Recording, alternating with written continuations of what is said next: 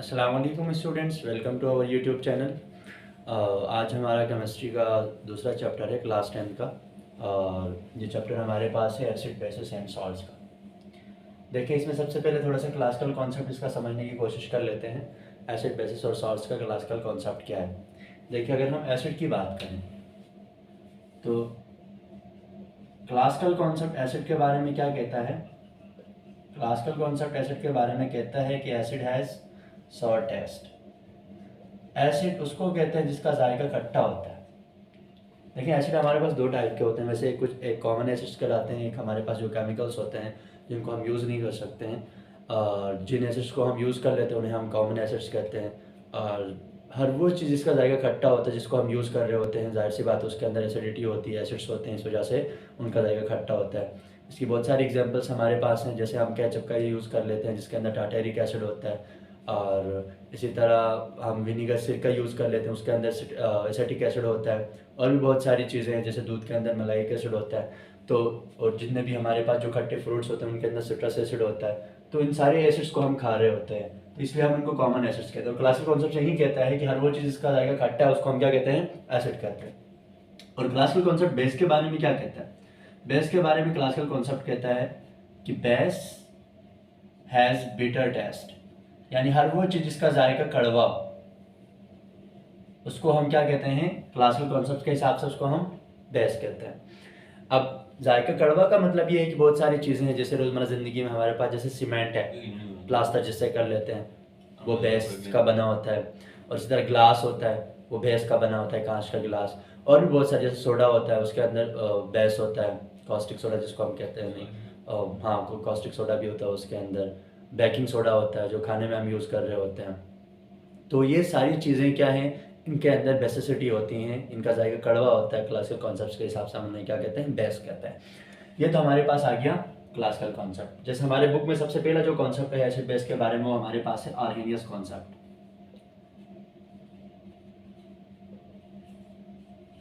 Arrhenius concept of acid and base.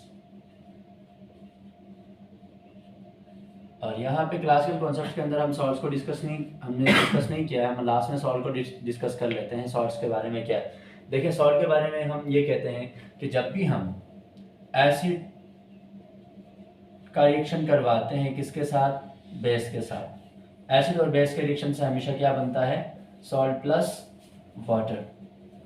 तो salt is actually combination of acid and base, right.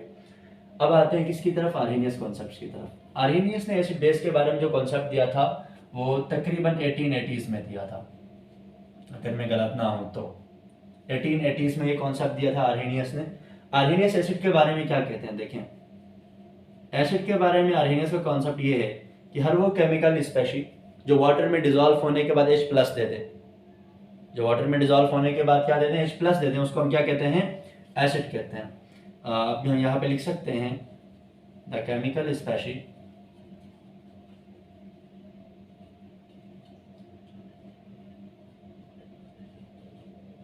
which gives H plus ion in aqueous solution,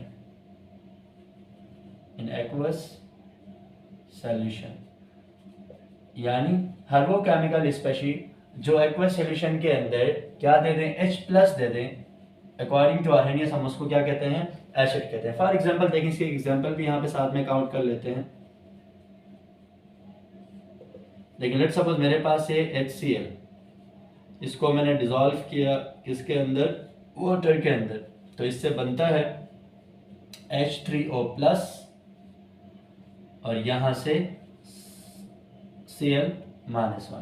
देखिए, इस reaction का थोड़ा सा mechanism भी समझने की कोशिश कर लेते हैं। ये रिएक्शन प्रोसीड कैसे हुआ। यहाँ पे देखें, ये H है और ये मेरे पास Cl है। हमें पता है यहाँ पे covalent bond mutual sharing of electron की वजह से, प्लस यहाँ पे मेरे पास H है, ये मेरे पास O है और ये मेरे पास H है।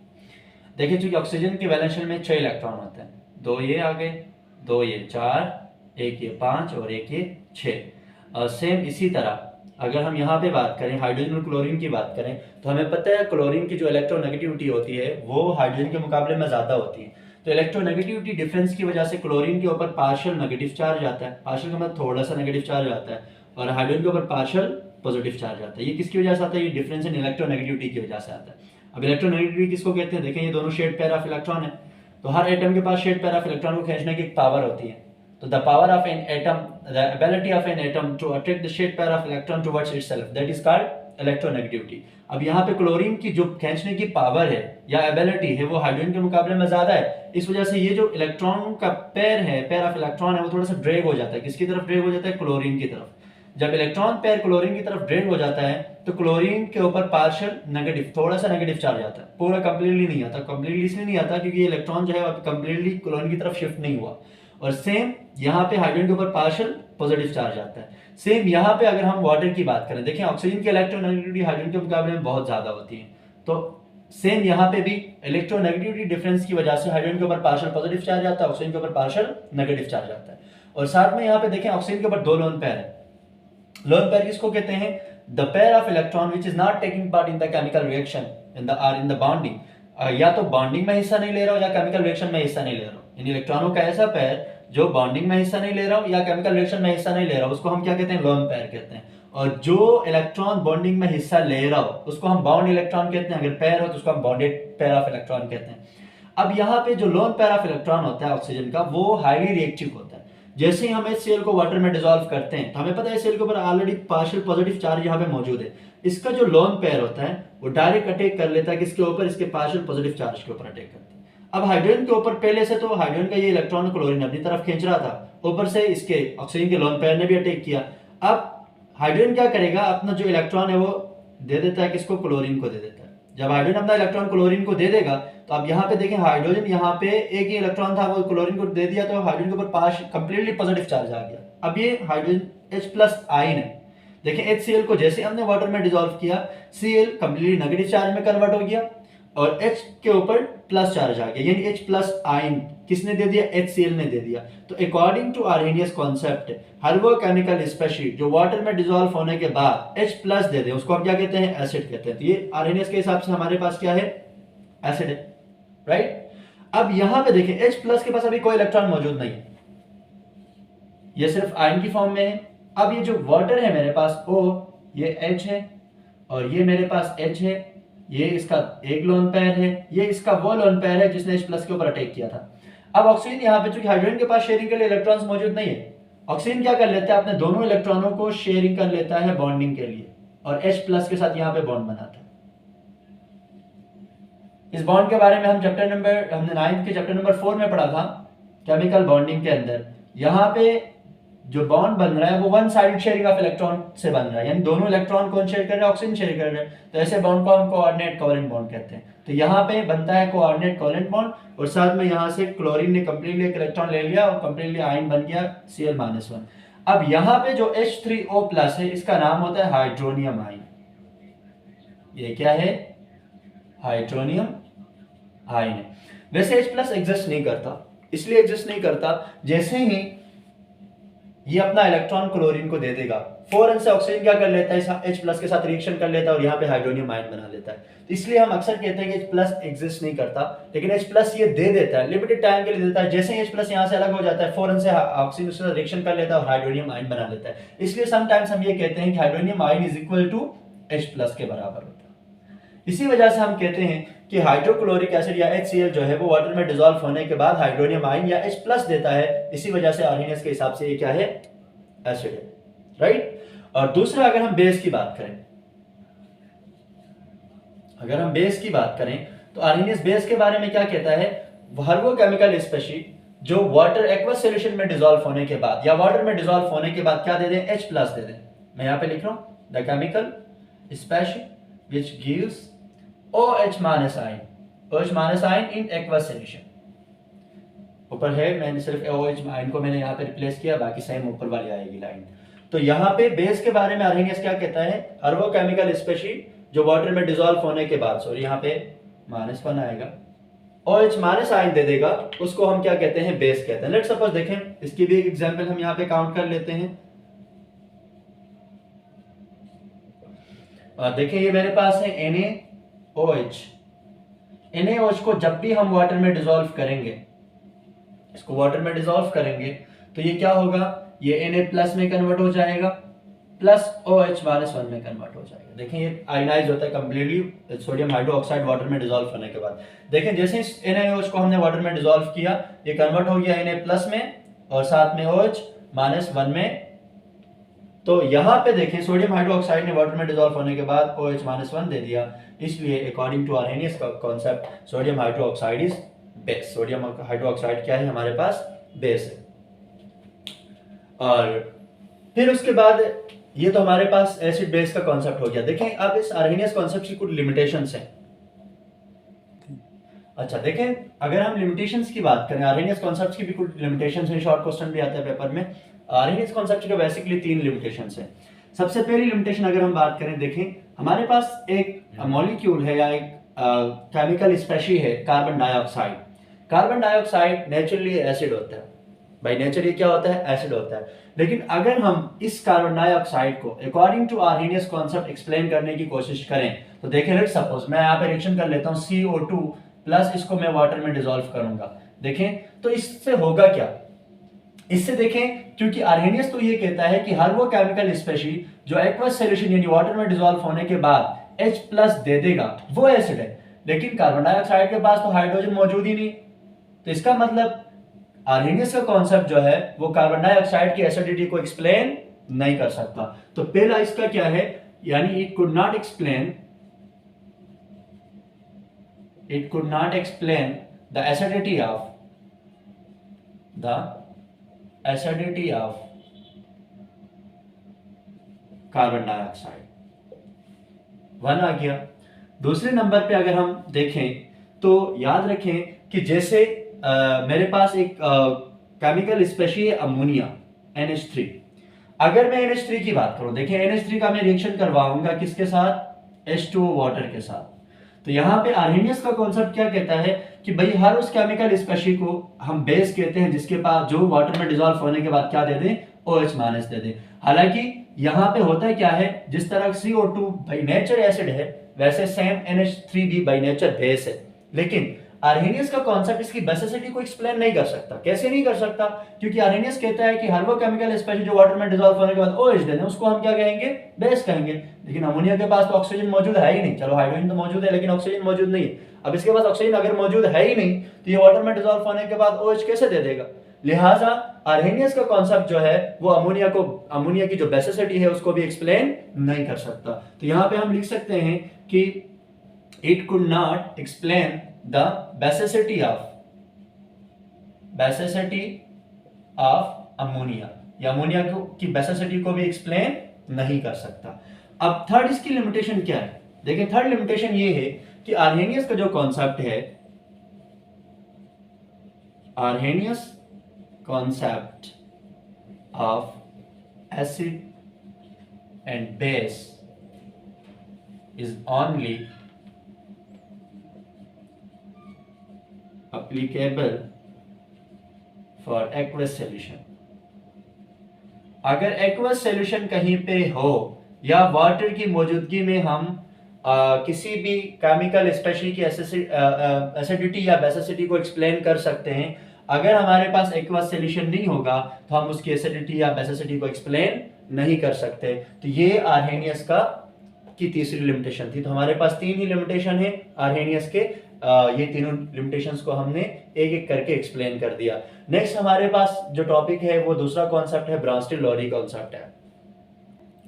अच्छा देखिए ब्रांस्टिल-लॉरी का कॉन्सेप्ट एसिड बेस के बारे में क्या कहता है। देखिए यहाँ पे ब्रांस्टिल एंड लॉरी ये 2 अलग अलग साइंटिस्ट हैं, दोनों ने मिलकर ये कॉन्सेप्ट दिया था एसिड बेस का, इसलिए हम इस पूरे कॉन्सेप्ट को यानी Bronsted Lowry concept of acid and base कहते हैं। Concept of acid and base. देखिए एसिड के बारे में ब्रांस्टिल-लॉरी कॉन्सेप्ट क्या कहता है। एसिड के बारे में ब्रांस्टिल-लॉरी कॉन्सेप्ट कहता है कि हर वो केमिकल स्पेशी जो H+ को डोनेट कर सके, जो H+ को क्या कर सके, डोनेट कर सके, उसको हम क्या कहते हैं, एसिड कहते हैं। अगर इसकी एग्जांपल हम काउंट करें, यानी the chemical species which can donate H+ ion that is called acid. अगर इसकी एग्जांपल काउंट करें, जैसे मेरे पास एक कंपाउंड है, देखें मैं NH3 मैं HCl की ही कर लेता हूँ, ये HCl है प्लस ये मेरे पास वाटर है। क्योंकि इसका मैकेनिज्म मैंने अभी थोड़ी देर पहले समझाया है आप लोगों को, इसका दोबारा मुझे मैकेनिज्म समझाना ना पड़े इसलिए मैं इसी रिएक्शन को दोबारा काउंट कर रहा हूँ। यहाँ पे बनेगा H3O प्लस और यहाँ पे मेरे पास बनेगा प्लस, यहाँ से Cl माइनस आ गया। अब यहाँ पे देखें, अभी थोड़ी देर पहले मैंने समझाया था यहाँ पे HCl जो है इसमें से H अलग होके कहाँ जाता है, H3O बना लेता है, वाटर के पास चला जाता है। HCl क्या करता है, अपना H प्लस डोनेट करता है, किसको, वाटर को, और वाटर इसको एक्सेप्ट करता है। एक्सेप्ट करने के बाद ये हाइड्रोनियम आयन बना लेता है। अब HCl अपना जो H प्लस है वो क्या कर लेता है, डोनेट कर लेता है। थोड़ी देर पहले मैंने डिटेल से समझाया कि वो H प्लस डोनेट कैसे कर लेता है। तो according to Brown Lowry concept HCl क्या है, एसिड है, और वाटर उसको क्या करता है, डोनेट करता है। तो वाटर क्या कहलाएगा, यहाँ पे बेस कहलाएगा। और ब्राउन-लॉरी कॉन्सेप्ट के अंदर एक चीज हम और एक्सप्लेन करते हैं, कंजुगेट एसिड बेस पेयर के बारे में। देखिए, अगर ये मेरे पास HCl एसिड है, इसलिए एसिड है क्योंकि इसने H प्लस को डोनेट किया, वाटर बेस इसलिए है क्योंकि इसने H प्लस को एक्सेप्ट किया। अब यहाँ पे जो एसिड होगा ना, इसका जो अल्टरनेट यहाँ पे ये जो बन रहा है, सॉरी इसका ये बन रहा है और इसका ये बन रहा है। अब ये जो एसिड है इसका जो अल्टरनेट यहाँ पे जो बन रहा है, ये हमारे पास एसिड था, वो हमारे पास क्या कहलाएगा, बेस कहलाएगा। क्यों, क्योंकि ये Cl-1 उस वक्त बना है जब इसने H प्लस डोनेट कर दिया, तो ये मेरे पास बेस है। तो हम इसको कहते हैं कॉन्जुगेट एसिड बेस पेयर। देखें, ये एक जोड़ा है, पेयर है किसका, एक एसिड है, ये एसिड है और ये क्या है, बेस है। कंजुगेट मतलब जैसे हम मैथमेटिक्स में भी कर लेते हैं 3 + 2 आयोटा, अगर हमारे पास है उसका कंजुगेट ले लेते हैं 3 - 2 आयोटा, सिंबल चेंज कर लेते हैं, अपोजिट कर लेते हैं, उल्टा कर लेते हैं। सेम यहाँ पे भी ऐसा ही है। अगर यहाँ पे ये बेस है तो ये इसका जो अल्टरनेट यहाँ पे बन रहा है ये क्या होगा, एसिड होगा। तो ये हमारे पास क्या बन रहा है, देखें ये मेरे पास बेस है, यहाँ पे मैं लिखूंगा कंजुगेट, और ये मेरे पास बेस है तो कंजुगेट बेस, और ये मेरे पास क्या है, एसिड है, तो कंजुगेट बेस एसिड पेयर। तो इस चीज को भी हम एक्सप्लेन कर सकते हैं आर्हेनियस के कॉन्सेप्ट के अंदर कि ब्राउन-लॉरी के कॉन्सेप्ट के अंदर कि कंजुगेट एसिड बेस पेयर होता क्या है। सेम यहां से आप इसकी बेस की भी एग्जांपल यहीं से आप काउंट कर सकते हैं। देखिए, अगर हम ब्राउन-लॉरी कॉन्सेप्ट के ब्राउन-लॉरी का जो कॉन्सेप्ट है वो बेस के बारे में क्या कहता है कि हर वो केमिकल स्पेशल जो H प्लस को एक्सेप्ट करे, किसको एक्सेप्ट करें, H प्लस एक्सेप्टर।